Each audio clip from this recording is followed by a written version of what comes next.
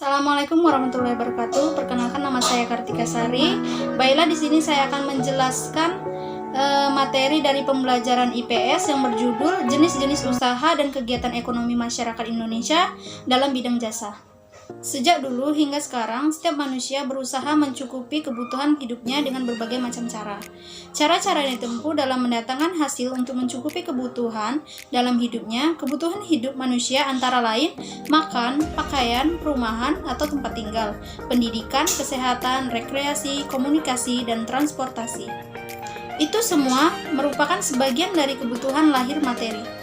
Tetapi, kebutuhan batin seperti harga diri, keamanan, ketentraman, dan kenyamanan juga merupakan kebutuhan hidup setiap manusia. Untuk memenuhi kebutuhan hidup dalam masyarakat, ada beberapa kegiatan dan jenis usaha yang dapat menghasilkan barang dan jasa.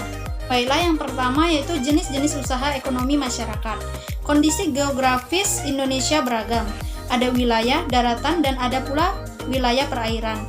Kondisi geografis yang beragam menyebabkan beragam pula jenis kegiatan ekonomi masyarakat. Keragaman ini disesuaikan dengan kondisi alam atau geografis suatu wilayah. Kegiatan ekonomis tersebut bertujuan memenuhi kebutuhan hidup masyarakat agar terciptanya kehidupan yang nyaman. Setiap penduduk perlu menghargai jenis kegiatan ekonomi penduduk lainnya. Kegiatan ekonomi masyarakat ini bertujuan memperoleh pendapatan selanjutnya. Pendapatan tersebut digunakan untuk memenuhi kebutuhan hidup. Pemanfaatan sumber daya alam tersebut dapat dilihat pada berbagai bidang usaha. A. Pertanian dan perkebunan.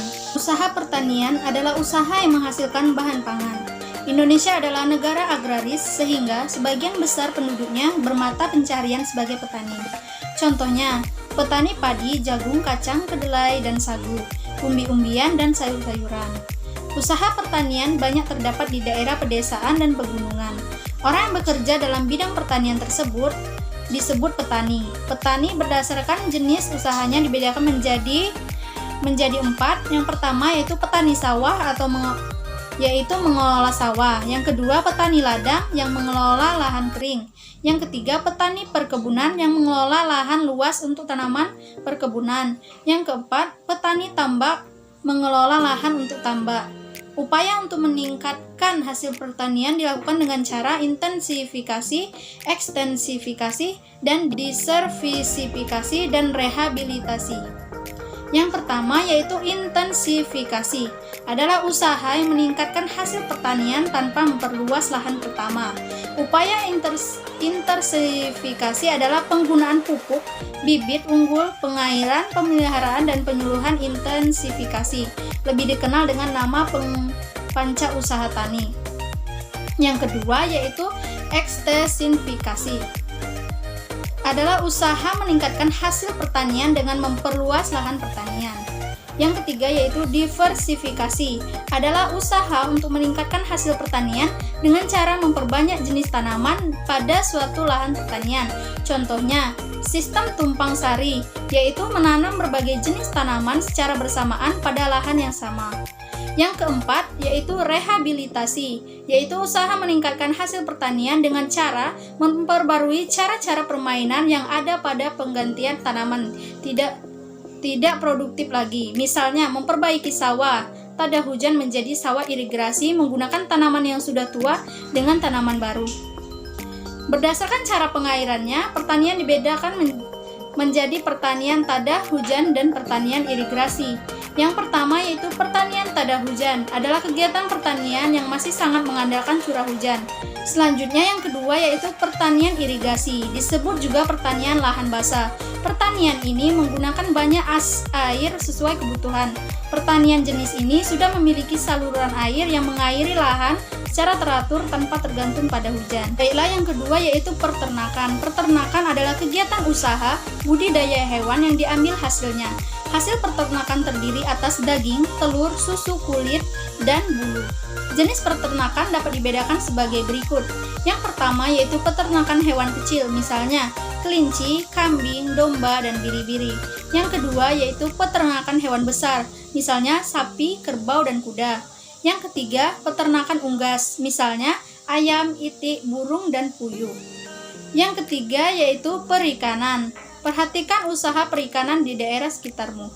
Di sekitarmu mungkin terdapat budidaya ikan di kolam. Inilah salah satu contoh usaha perikanan secara umum. Usaha perikanan dibedakan menjadi perikanan darat dan perikanan laut. Yang pertama yaitu perikanan darat, yaitu usaha memelihara dan menangkap ikan di perairan darat. Perikanan darat terdiri atas perikanan air tawar dan perikanan air payau. Perikanan air tawar dilakukan di sungai, danau, rawa, waduk atau bendungan, empang, sawah, dan kolam. Jenis ikan yang dibudidayakan adalah lele, nila, mujair, gurami, dan mas. Perikanan air payau dilakukan di tambak di pinggir pantai. Jenis ikan yang dibudidayakan adalah bandeng. Yang kedua yaitu perikanan air laut, yaitu usaha menangkap ikan di pantai atau laut. Di Indonesia, usaha penangkapan ikan di laut dilakukan nelayan tradisional. Saat musim ikan, nelayan akan memperoleh banyak hasil tangkapan. Laut juga menghasilkan udang, kerang, rumput laut, mutiara, dan garam. Selain untuk keperluan penduduk, hasil tangkapan ditunjukkan untuk ekspor. Selanjutnya yaitu yang keempat, pertambangan. Dilihat dari kondisi geologisnya, wilayah Indonesia mengandung banyak barang tambang. Potensi barang tambang yang melimpah hendaknya dimanfaatkan bagi kemakmuran masyarakat. Barang tambang dapat dibedakan sebagai berikut. Yang pertama yaitu barang tambang mineral logam, misalnya emas, perak, tembaga, timah, bauksit, dan nikel. Yang kedua yaitu barang tambang mineral non-logam, misalnya belerang, gipsum, marmer, dan batu gamping. Yang ketiga yaitu barang tambang sumber energi, misalnya minyak bumi, batu bara, dan gas logam. Selanjutnya yang kelima yaitu kehutanan. Dahulu hutan Indonesia bagaikan hamparan karpet hijau dilihat dari udara. Hutan Indonesia berperan penting sebagai paru-paru dunia. Hutan juga berfungsi sebagai tempat berkembangnya berbagai fauna. Dari segi lingkungan, hutan menjadi daerah resapan air hujan. Sayangnya saat ini, luas hutan Indonesia semakin sempit, tidak lagi terlihat hamparan karpet hijau dari udara ketika melintasi wilayah Indonesia. Ini tidak lepas dari alih fungsi lahan hutan untuk kawasan pemukiman di perkebunan. Kondisi ini dapat menyebabkan bencana banjir bandang ataupun tanah longsor. Untuk minimalisirkan terjadi bencana, kawasan hutan perlu dihijaukan kembali. Pembalakan liar harus dicegah agar hutan tidak semakin rusak. Jika hutan Indonesia kembali hijau, hasil hutan kembali melimpah. Hasil hutan Indonesia antara lain kayu jati, meranti, ulin damar, dan rotan.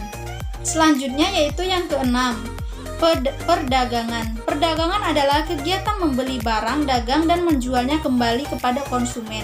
Kegiatan perdagangan muncul ketika kemampuan manusia atau suatu negara menyediakan barang kebutuhan bersifat terbatas.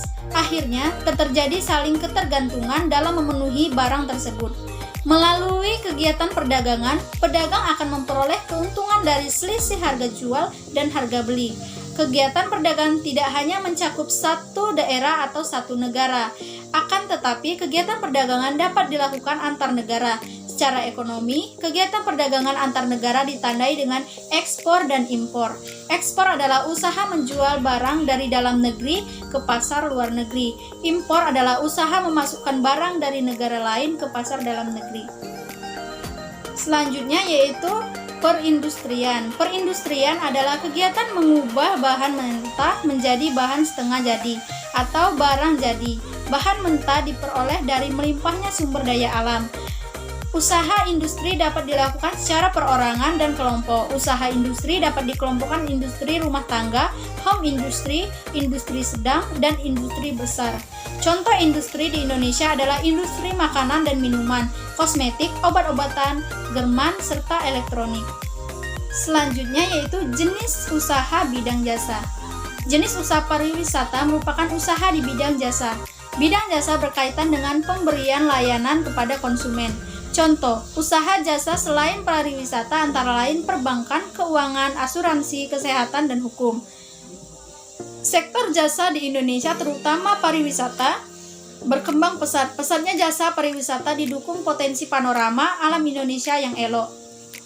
Sektor pariwisata di Indonesia juga menonjolkan aspek budaya. Contoh objek wisata alam adalah danau, pantai, bukit, pegunungan, gunung, suka alam, serta flora fauna. Contoh objek wisata budaya adalah kesenian daerah, upacara adat, keraton, dan candi. Berkembangnya pariwisata menumbuhkan usaha-usaha penunjang dari pariwisata. Usaha-usaha di bidang jasa pariwisata antara lain sebagai berikut. Yang pertama yaitu pengelola jasa penginapan, misalnya hotel, motel, wisma, dan losmen. Yang kedua yaitu usaha penjualan barang, cenderamata atau souvenir. Yang ketiga yaitu penyedia jasa pemandu wisata atau tour guide. Yang keempat yaitu penyedia jasa pariwisata dan transportasi tour and travel. Salah satu jenis usaha yang banyak kita lihat adalah berjualan, mulai dari penjual buah, makanan, barang-barang keperluan sehari-hari, hingga para penjual kendaraan bermotor. Dari jenis usaha itu, para pedagang dapat memperoleh penghasilan untuk kehidupan sehari-hari. Baiklah, itulah materi dari saya. Apabila ada kesalahan, saya mohon maaf. Kepada Allah saya mohon ampun. Wallahu muwaffiq ila aqwamit thoriq. Wassalamualaikum warahmatullahi wabarakatuh.